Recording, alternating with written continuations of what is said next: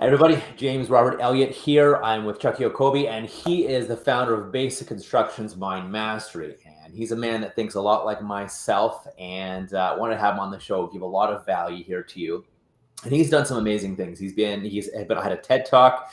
He's been in the NFL and a pro football player. I wanted him to talk about some of the foundational elements, some of the major things that were responsible for his success, not just getting to the NFL, being a win in the NFL, but also now taking that into business and how he helps people in business. So welcome, Chucky. Hey, appreciate you guys having me in here, and it's always a pleasure to share my experience of how NLP specifically was the difference that made the difference in Right terms on, of brother. finding my success professionally. So, Very cool. Very cool. So talk to us then, because as you know, I'm a big NLP guy. A lot of people know that I'm a big NLP guy too. But talk to us more. How specifically and how directly was NLP responsible, and what fuel did it give you to really become an unstoppable athlete? well, the first thing that NLP opened my mind to is that I'm in control of literally everything in my world. And once I began to accept responsibility for whatever circumstance I found myself in, I realized that even if that circumstance was not what I wanted it to be, Right.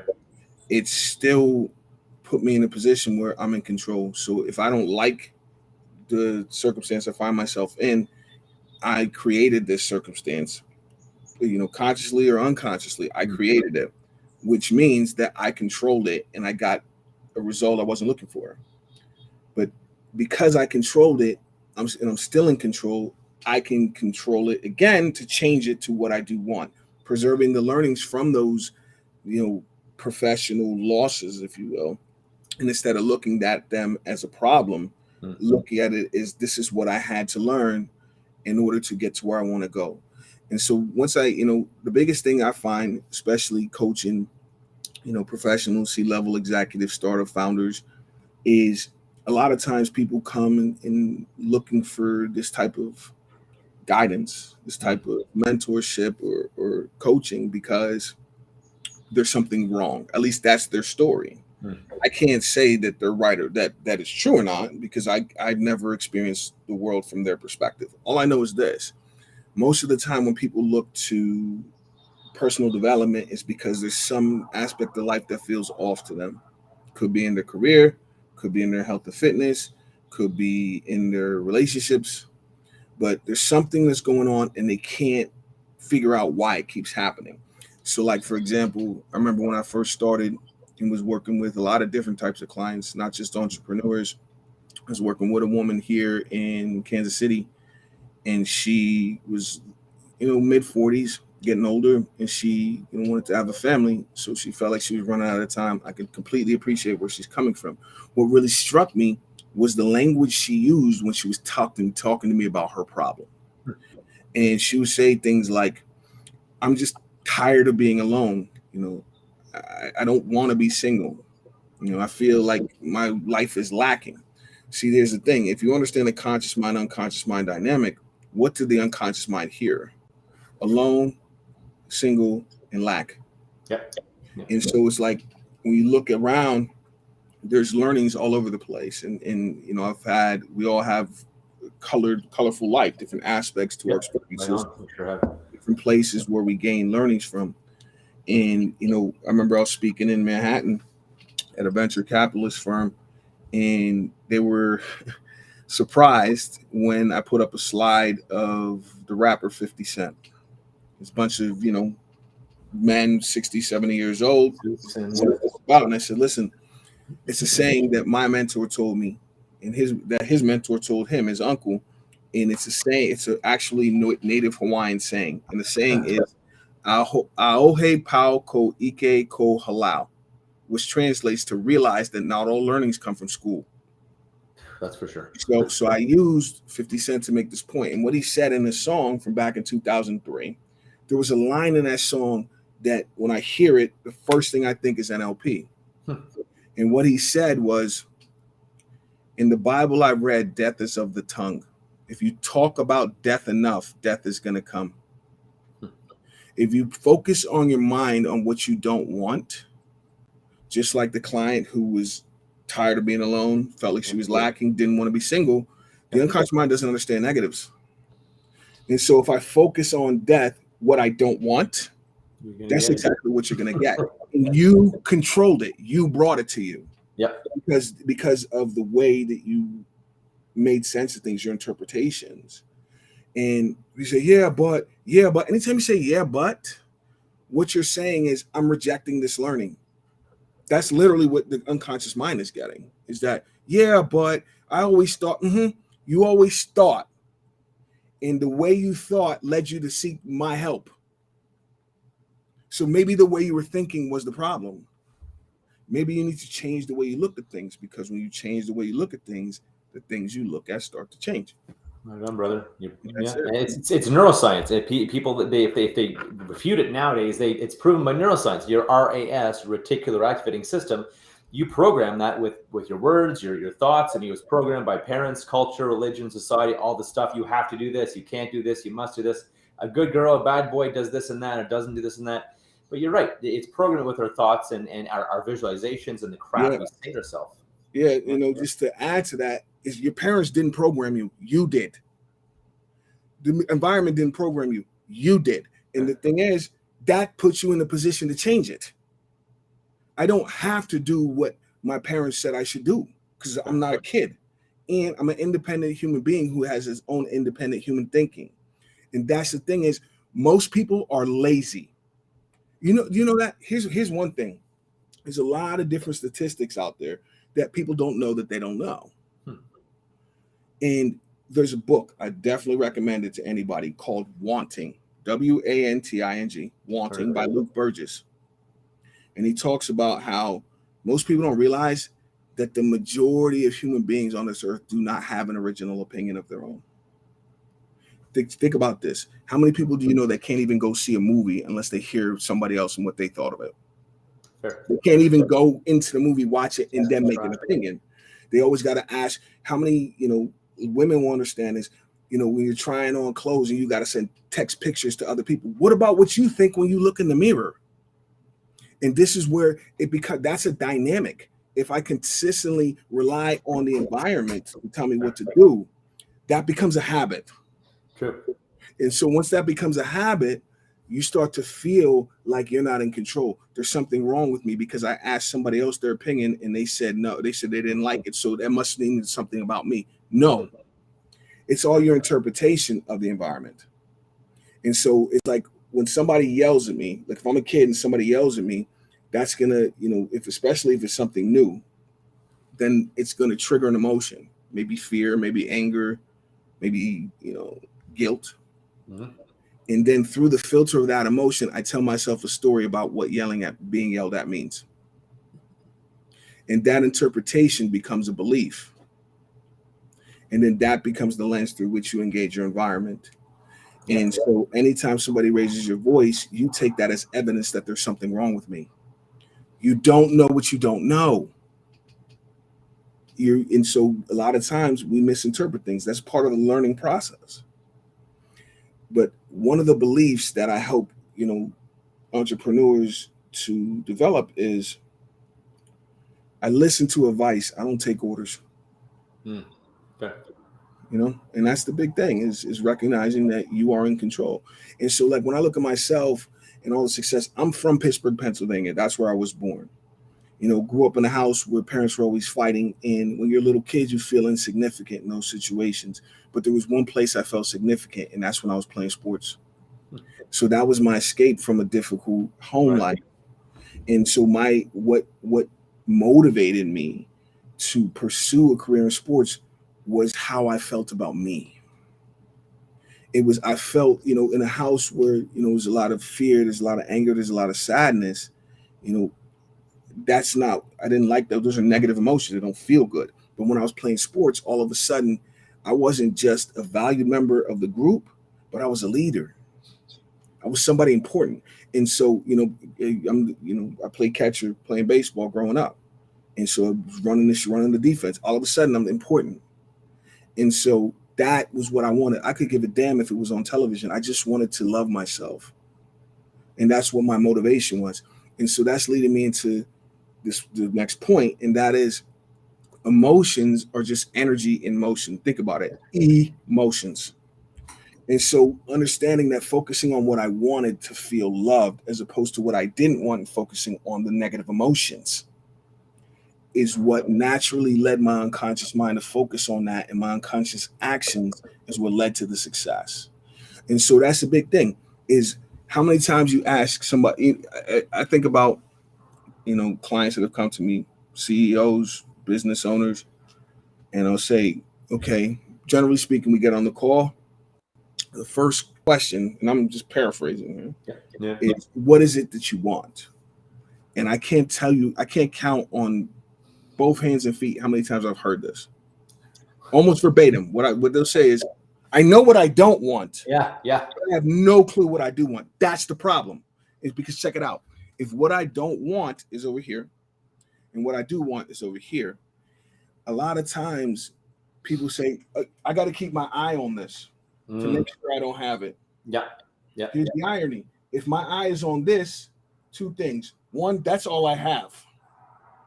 Two, I can't even pick up any of the 126 bits that are going to lead me to what I want. Yeah.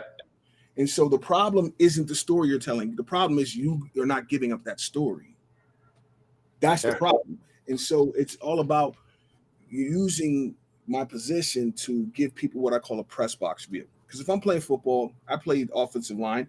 If I'm down on the line of scrimmage, I can't see the whole crowd. I can't see the quarterback behind me. There's a lot of things I can't see in this moment. All I can deal with is what is looking at on the line of scrimmage. So my perception of this moment is just this. But I can't see everything in the stadium. There's only one place I can see everything, and that's in the press box. That's why there's a coach up there. Somebody who can give you the broader picture, can point out your blind spots. Like if you ever watch football and seen somebody on the phone on the sideline, he's talking to the coach to get a perspective of what's actually happening, because down there it can feel chaotic. And so having somebody in your press box to say, hey, here's something you didn't know that you didn't know of why that happened.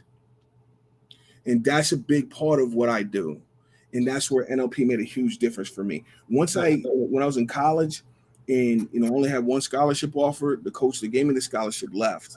And so that's why I freaked out when something was wrong, at least from my perspective. And the emotions were so intense. I was having panic attacks in the bathroom stall of my dorm for 2 weeks straight because I was worried about it. But it wasn't until I took control and said, this feeling is unacceptable. I don't know what I'm going to do to fix it, but I'll find it. And so I went to a used bookstore on campus. My strategy was to look in the trash. I'm going to find a piece of information that other people don't know, and I'll use it to my advantage. What it is, I don't know. But then I went to the bookstore, and it felt as if the book was jumping off the shelf at me. And the title of this book is The Secret to Creating Your Future by Dr. Tad James. And so I sat down. I was like, that's exactly what I want to know, this secret. And so I sat down, started reading. He had my head spinning because I didn't understand the word he was talking about. And so I said, maybe this isn't the book. Put it down. I started to get up off the floor, and it was like it was just glowing at me. The secret to creating your future. I said, I got to know the secret. And so I sat down. I said, I don't quite understand just yet, but I'll keep going deeper and deeper and deeper into this book until it starts to make sense. And eventually it did. So the point I got from this, and it goes back to everything I've been saying, is that I'm in control. What I interpreted from what he was saying is, he's saying my entire world is not out there, it's in my mind. Right on. And then with this neurolinguistic NLP, word and a half. NLP, he's saying that you can control what goes on in your mind. So my logic, I was 18 years old, was with NLP, I can control my world, and I bought the book. And that's how it started. And needless to say, this was 18 years old, going into my first year playing college football. And we had a new coach come in, and I was the only freshman starter on that team. And that's a freshman class that included somebody you might have heard of, Drew Brees. And so NLP helped me to rise above my teammates that I was competing against, which then, continuing to formulate the way I interpreted my world and taking control of my results, I was able to become an all-conference all Big Ten player. I was drafted, won a Big Ten championship. I mean, having Breeze as your quarterback helps, but a lot of the success came from the fact that I took control. I had a moment of choice where, because the coach that gave me the scholarship left, I could have just folded up shop and left. Yep. But instead, I decided, no, there's got to be something I could do. There's just something I don't know that if I did know would change the circumstance. Just like there was something that Dorothy didn't know that if she did know, it would have been a shorter movie. Yeah, fair enough. She didn't have the basic instructions of how that power she has worked. So essentially what I help business leaders do is click 3 times and get your result. It's not as difficult as the story you're making it out to be. Well, that's the thing too. And I hear from a lot of people, I can't because blank. I'm not able to because blank. I have to wait. I'm too young. I'm too old. I'm too this or none of that. And it's interesting because, like you said, take control, take responsibility. And it truly is a lot easier than it sounds and than most people think. But there's that story. I can't, I have to, I should, I shouldn't. Here's 20 reasons why I can't. Okay, well, can we even find one reason together why you can? And I think if you want something in life, either take control and take responsibility, even if you're not doing it all. You and I were talking about, outsourcing and delegating and not doing the things you don't want to do and doing only things you love during your day and finding other people to trade with or outsource. I think it's an important thing, but it's just, it doesn't mean you have to do it all. Take control. If you're a leader or a business leader or whoever, entrepreneur, take responsibility for the results you want, and yes, have people to delegate it to. So you're not doing things you don't want, like, I don't know, bookkeeping or whatever. Mm-hmm. You can do what you love all day long. So I think you're right. It's all about taking control and being in charge. And like you said, NLP helps you understand your mind and how it works and understand other people's minds and how it works. So you perform better, you can enroll people better, influence people better, sell better, whatever you need to do. I mean, that's what it comes down to is, like Jim Rohn used to say, words are like lights for your feet, so you can see where you're going. Yeah, power. The thing is, we as adults, one of the biggest issues we have as adults, and this is, whether you know NLP or not, is we interpreted when we were children that adults knew everything. And so that becomes a belief when you're not, before you become an adult. So then when you get older, you start to believe that I know everything. Unconscious, it's not even a conscious thing. You believe you know. And so when somebody presents you with a different perspective or an opposing view, then those 2 words pop into your mind that to me sound like Freddy Krueger's nails on a chalkboard. Fair enough. And those 2 words are, yeah, but. Yeah, or yeah, I know. The minute most people don't understand, the minute you say yeah, but, you just commanded, you're in control. And as soon as you say that, everything you say consciously is a command to your unconscious mind. So the minute you say yeah, but, you just commanded the unconscious mind, hey, do not consider any new information. That's going to mess up my reality. That's literally what you're saying to yourself. Yeah, I agree. And so when you open yourself up, it's what I call acceptance and surrender. If you can't accept that you are in control and surrender that story, nothing's ever going to change. Nothing. No matter how hard you work, how much money you spend, how many mentors you. Yeah, exactly. It's not going to change. And so it's about acceptance that I don't know what I don't know. I don't know what I don't know, which then puts me into an emotional state of curiosity. So when I run into an obstacle, you're having trouble, I attempted to do something nice for my wife. It didn't work out. There's no such thing as failure. It's just feedback. Right. That's right. And so the thing is, what do I not know that led to this result? What could I have done different to get the result I want? But instead, people look at that. They look at that situation of not getting their desired result, and they label it failure.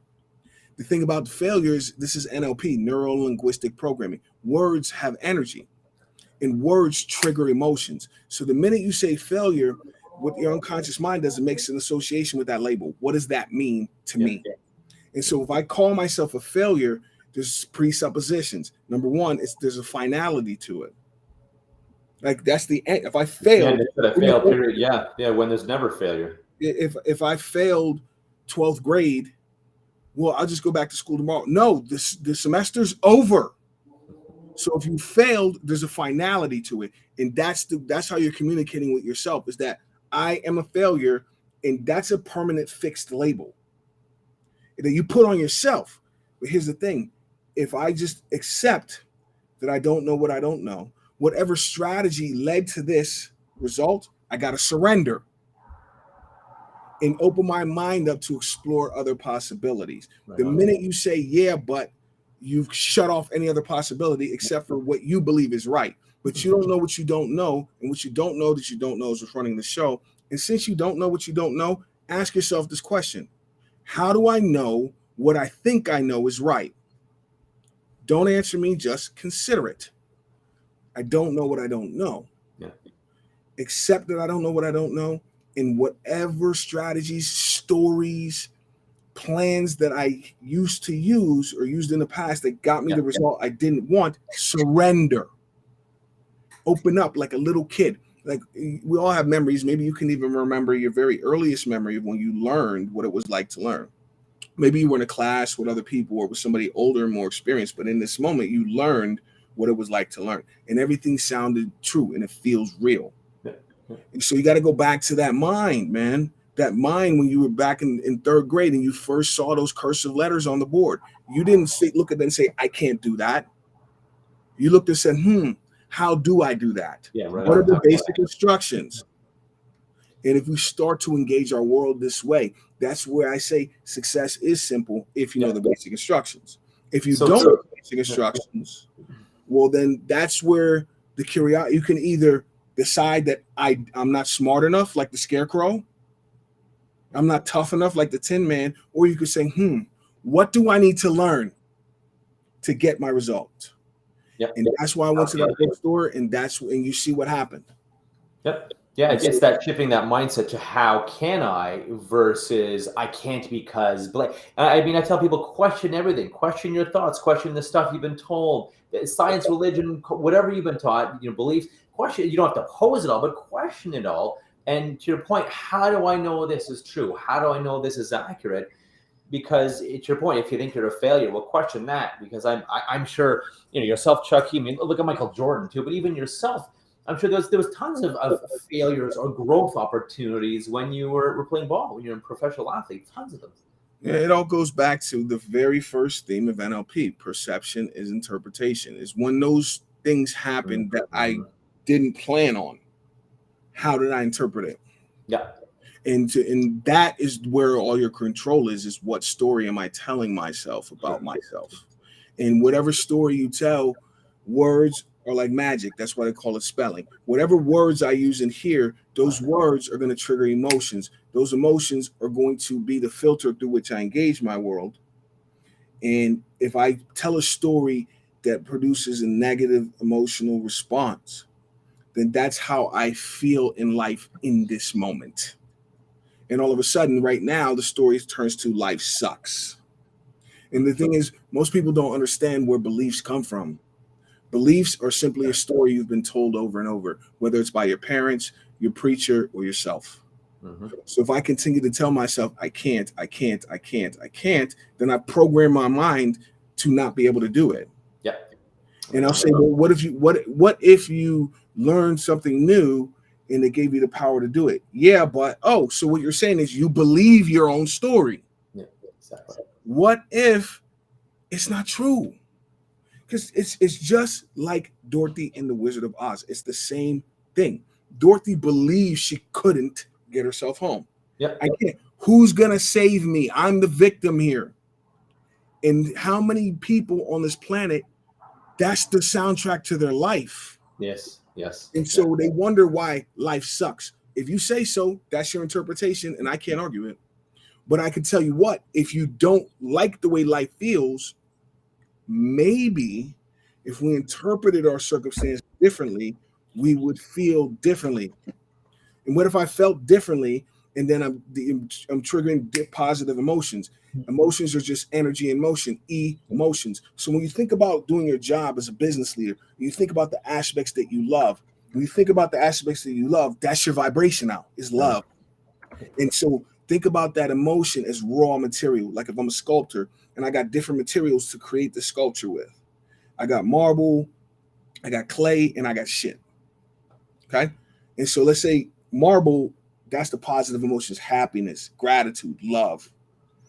You know, the marble. So like you took the clay is like kind of in the middle. And then the shit is just a crappy material. So that didn't stick together. I can't, but whatever emotion you choose is going to fall into one of those categories. So if I'm working and I'm thinking about love, I'm feeling love, then that's the energy in my gas tank. That is the raw material I'm creating my result with. And whatever emotion you're working with, well, anger motivates me. No, it doesn't. It does, but not in the way you think. No, fair. Because if you're focused on anger, that's a negative emotion. That's shit. And so if I create something out of anger, then the vibration of my result is going to be the same as that emotion. Yeah, and it stops working after a while. It may get you there, but then it stops working, and then it actually turns it around and will kill whatever you've created. So well, yeah. it's gonna burn you out. It's eventually it's like there's a mind-body energy connection, which is what the third theme of NLP. And so the emotions, they start in the, more esoteric realm. If you look at it energetically, which then filters down to your thoughts, which then those thoughts are transmuted into language, which then triggers emotions, and eventually comes down to the physical level. Yeah.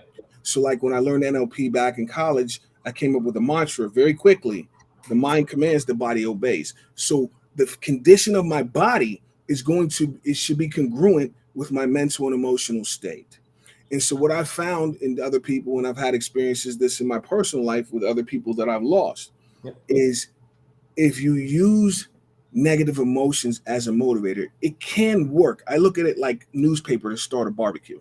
Like I can start with it. Temporary, exactly. It can get me moving, but eventually I need to find something that's going to compel me to move forward. I can't just keep getting away from the anger. It's like the negative emotions. It's like if I'm getting away from a fire. Getting away is movement, so it can get you started. The thing is to keep you going.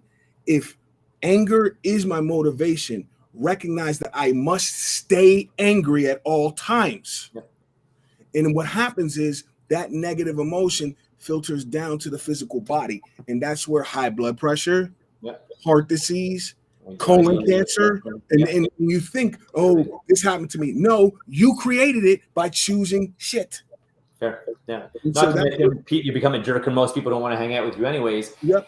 And you get far enough. If you get far enough away from, like you said, you got to stay angry, because if you get far enough away from that anger, it stops motivating you. Like, okay, what do I have to motivate me now? I think that's what a lot of people as well. They find they're no longer motivated, because what once motivated them, maybe it's an getting away from something.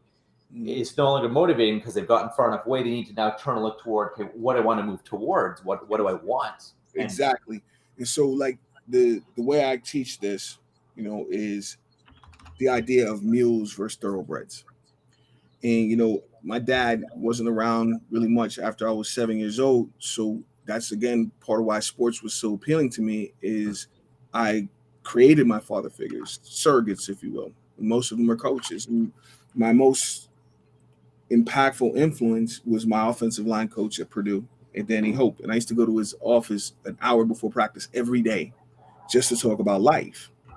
And, he told me about his family, his son. I talked to him about what's going on with me in life. Obviously, we talked a lot about football, but he talked a lot about recruiting, because that's what college coaches do. And so I remember a conversation one day, I was probably like 19, and he said, give me the players. I will find a way to win. I'm that good a coach. They don't have to be the most talented. They don't have to be the biggest or fastest. Just give me the players. I will figure it out. But when I'm recruiting, there's only two types of people I can recruit. You got mules, you got thoroughbreds. Yeah. So give me a bunch of mules. I will find a way to get the job done.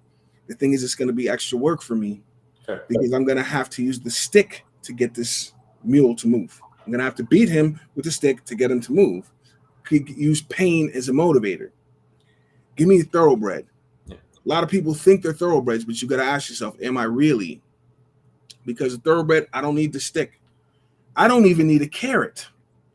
All I need to do is give him the basic instructions of how to get what he wants, open the gate, and watch him run. And so that's the thing is, mules and thoroughbreds. Mules are motivated by pain, anger, sadness, fear, hurt, guilt. That's their motivation. Thoroughbreds are motivated by what they want: love, gratitude, happiness, success. Yeah. Exactly. And so, like I told you from the beginning, why was I so attracted to sports? Because I felt love. To me, the pain of home got me out of the house. But the love of playing is what kept me going. And so the thing is, whatever comes to mind and you think, oh, that's BS, that's what you got to get rid of. That's ruining your life. And by continuing to not surrender that story and accept that you are in control, then your story becomes a self-fulfilling prophecy. And that's where people mess up a lot, is they think, oh, football is a rough sport and it's intense and it's angry game. No, I learned emotional discipline so I can master the game. Then I don't need to be angry to play it. Instead, you learn how to control your emotions, ramp them up so that you can channel that energy into the game. But you also need to learn how to let it go when the game is done. And so, because if I'm always angry, I'm going to show everybody up, I'm going to show these haters. That is the worst strategy on earth. Yeah, because I like that too. Hate, they're haters. Hate is a label. Hate triggers anger inside the person that says the word, which means that if I'm using haters as a motivation, I got to stay angry. And so if I stay angry, eventually it's going to wear you down. Whether it wears you down mentally, emotionally, or physically. High blood pressure, heart disease, colon cancer.